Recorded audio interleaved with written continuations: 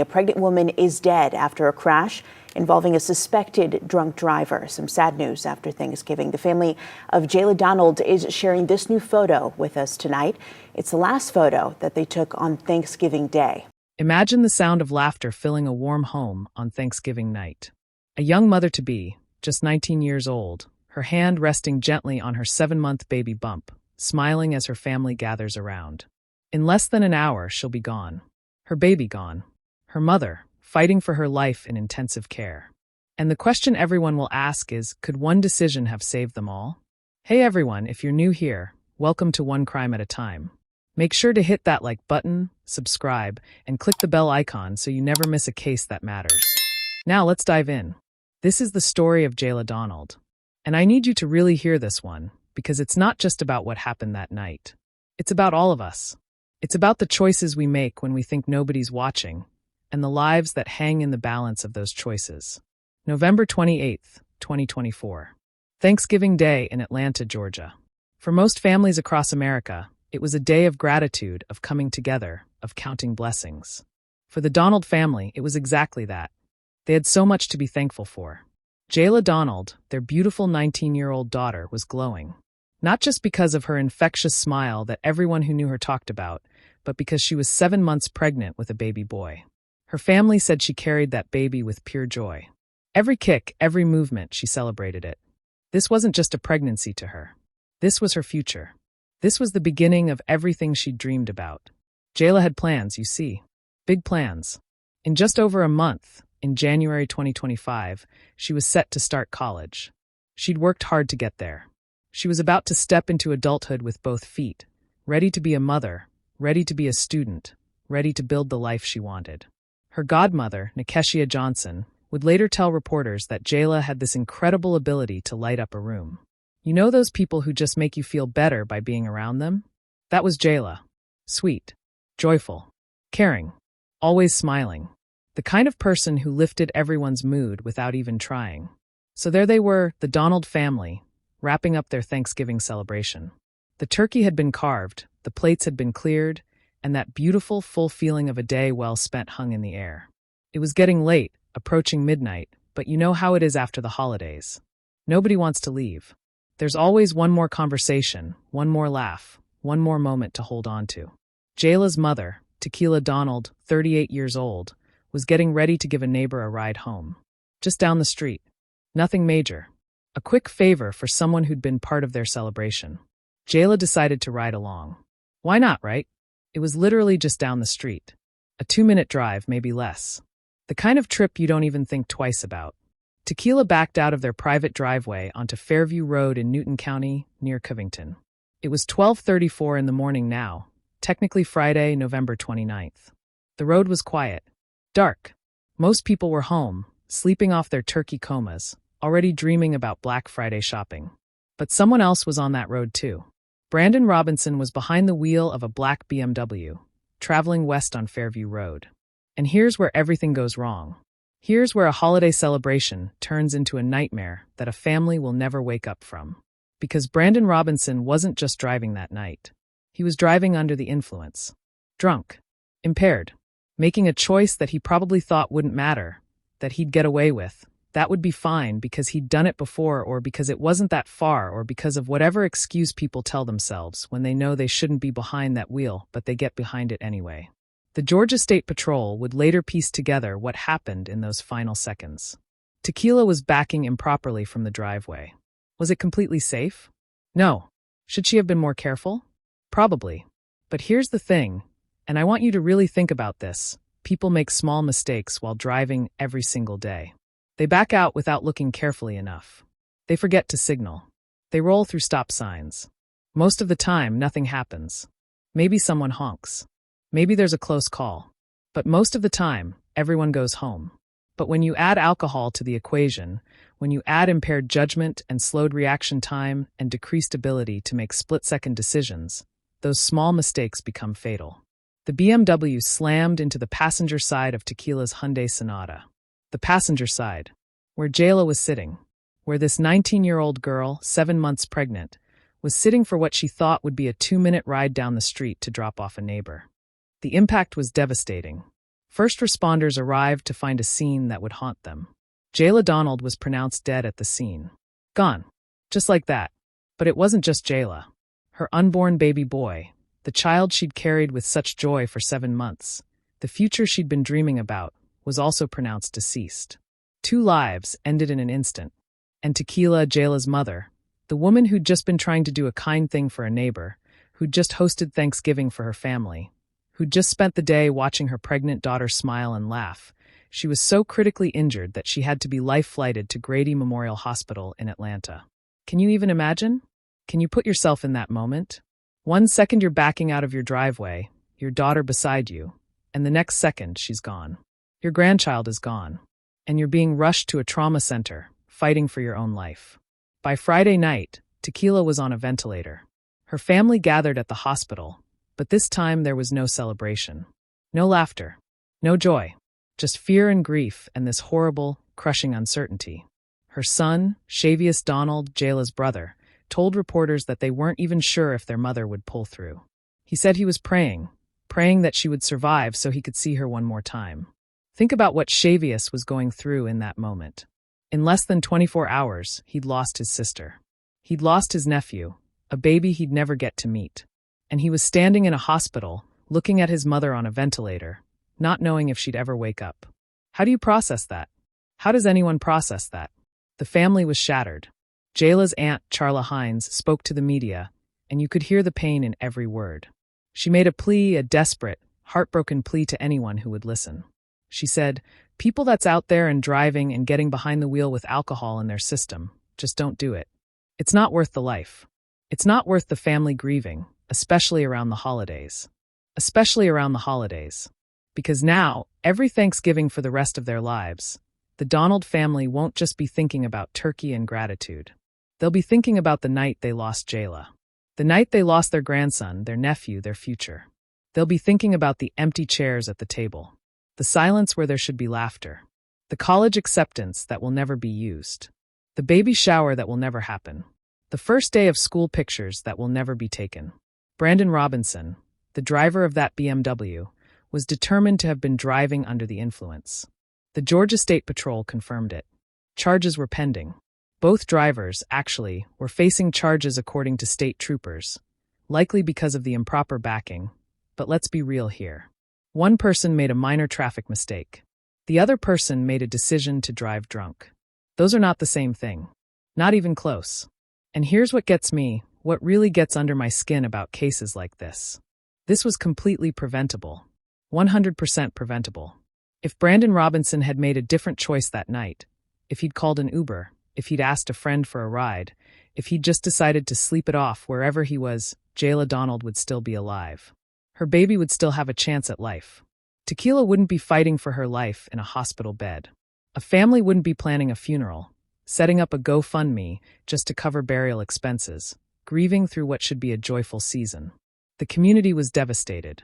People who knew Jaylah, people who'd seen that beautiful smile, who'd watched her grow up, who'd celebrated when they found out she was pregnant, they were gutted.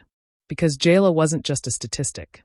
She wasn't just another number in the drunk driving fatality count. She was a real person with real dreams and real potential and a real future that was stolen from her. She was supposed to start college in January, just over a month away. She'd worked for that. She'd planned for that. She was going to be a college student and a new mom, juggling classes and diaper changes and late-night study sessions and early morning feedings.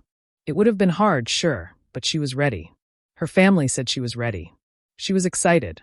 And her baby, a little boy who never got to take his first breath, who never got to feel his mother's arms around him, who never got to open his eyes and see the world. 7 months in the womb, so close to viability, so close to being able to survive outside his mother's body. In just a couple more months, he would have been here. He had a family waiting for him, a grandmother who would have spoiled him, an uncle who would have taught him things, a mother who already loved him more than anything in the world. All of that gone. Erased. Because someone decided that driving drunk was an acceptable risk. And I know what some people might be thinking. Accidents happen. People make mistakes. And yes, that's true. But here's the distinction we need to make. There are accidents, true accidents, where despite everyone doing everything right, something goes wrong. And then there are consequences, predictable consequences of reckless choices. Drunk driving isn't an accident. It's a choice that leads to predictable, preventable tragedy. The statistics back this up. According to the National Highway Traffic Safety Administration, someone is killed in a drunk driving crash every 39 minutes in the United States. Every 39 minutes, a family gets the knock on the door, the phone call, the visit from law enforcement that changes everything. The holidays are especially dangerous. Thanksgiving, Christmas, New Year's Eve, these are some of the deadliest times on the road because of impaired drivers. And Georgia, where this happened, has been fighting this battle for years. They have strict DUI laws. They have public awareness campaigns. They have rideshare services available in even the smallest towns. There is no excuse, no legitimate reason why someone should get behind the wheel drunk in 2024. But they do. They still do. And families like the Donalds pay the price. The Donald family set up a GoFundMe to help with funeral expenses. Because on top of the grief, on top of the trauma, on top of everything they're dealing with, they now have the financial burden of burying a daughter and a grandchild, of paying medical bills for a mother fighting for her life in intensive care. The community has rallied around them, donating what they can, sharing the fundraiser, offering prayers and support. But no amount of money will bring Jaylah back. No amount of community support will undo what happened that night. As the investigation continued, more details emerged about the crash itself. The force of impact, the position of the vehicles, the timeline. But those are just facts, just data points in a police report.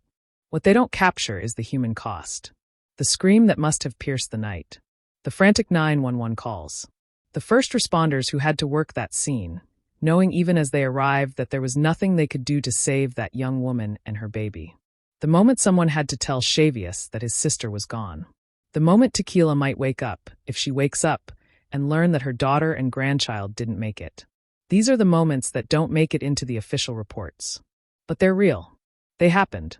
They're happening right now as that family tries to figure out how to move forward. And that's the question that haunts cases like this. How do you move forward? How do you wake up the next day and the day after that when the person you love, the future you'd planned, has been ripped away because someone else made a selfish choice? How do you not feel angry every single second? How do you not want to scream at the unfairness of it all? I don't know if there's a good answer to that. I think different people find different ways. Faith helps some people. Community support helps others. Time, they say, helps, though I don't think it heals so much as it just makes the pain different, more bearable maybe, but always there. What I do know is this. Jaylah Donald deserved better. Her baby deserved better. Her family deserves better. They deserve to have their Thanksgiving night end with hugs and goodbyes and see you laters, not with sirens and hospital waiting rooms and funeral arrangements. And here's what we need to ask ourselves. What do we do with stories like this? Do we just shake our heads, say how sad it is, and scroll on to the next thing? Or do we actually let it change something? Do we actually think about our own choices, our own moments when we might be tempted to get behind the wheel when we shouldn't, or when we might need to speak up if we see someone else about to make that choice? Because that's the only way tragedies like this stop happening. Not through laws alone, though those matter. Not through punishment alone, though accountability matters too. But through individual people, making individual choices, moment by moment, to not be the next Brandon Robinson. To not be the person whose decision destroys a family. Jaylah's aunt said it best. It's not worth the life. It's not worth the family grieving. And she's right. No convenience, no wanting to avoid the cost of a rideshare, no thinking you're okay to drive when you're not. None of that is worth what the Donald family is going through right now. So here's what I want you to think about. When you hear a story like Jaylah's, what does it make you feel? And more importantly, what does it make you do? Because awareness without action is just voyeurism. We can't just consume these tragedies as entertainment. We have to let them mean something. We have to let them change us. Think about the last time you or someone you know had to make a decision about driving after drinking. Think about how easy it is to rationalize. I'm fine. It's not that far. I've done it before. I'll be careful. Think about how those rationalizations sound now, in light of what happened to Jaylah. Do they hold up? Or do they fall apart when you're faced with the real consequences? And here's another question, one that's harder to answer. If you were Brandon Robinson right now, how would you live with yourself? How would you process the fact that your decision ended 2 lives and possibly a third? That a family's entire future was destroyed because of you? That a 19-year-old girl who'd never done anything to you, who you'd never met, who was just sitting in a car with her mother, is dead because you chose to drive drunk? How do you carry that? How do you wake up every day knowing what you've done? I'm not asking these questions to be cruel. I'm asking them because they're important.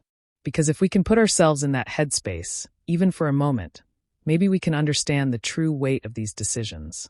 Maybe we can move beyond seeing drunk driving as just a risky behavior and start seeing it for what it really is.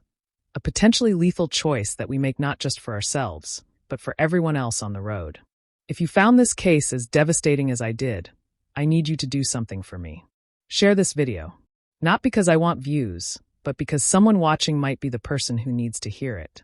Someone watching might be about to make a choice that they can't take back. And if sharing Jaylah's story stops even one person from getting behind the wheel drunk, then maybe, just maybe, something good can come from this tragedy. Hit that like button if you believe drunk driving has to stop. Subscribe to One Crime at a Time if you want to stay informed about cases that matter, cases that should make us think and feel and change. And click that bell icon so you never miss an upload, because every case we cover here is chosen for a reason. Every victim deserves to have their story told. Leave a comment and tell me what you think. How do we solve this? How do we make people understand that drunk driving isn't just illegal, it's unacceptable? What would it take for you to step in if you saw someone about to drive drunk? I want to hear from you. This community is about more than just watching videos. It's about having real conversations about real issues. And before you go, I want you to remember Jaylah Donald. Remember her smile. Remember her dreams. Remember that she was just 19 years old with her whole life ahead of her. Remember her baby boy who never got a chance. Remember her mother Tequila, fighting for her life. Remember her brother Shavius, trying to hold his family together while his world falls apart. Remember them, because they're not statistics. They're people, and their story matters. If you found this case interesting, visit the channel to watch this next, where we cover another tragic loss that could have been prevented. And explore more similar vital cases like this, because the more we understand, the more we talk about these issues, the closer we get to making sure they don't keep happening. Rest in peace, Jaylah Donald and baby boy. You deserved so much more.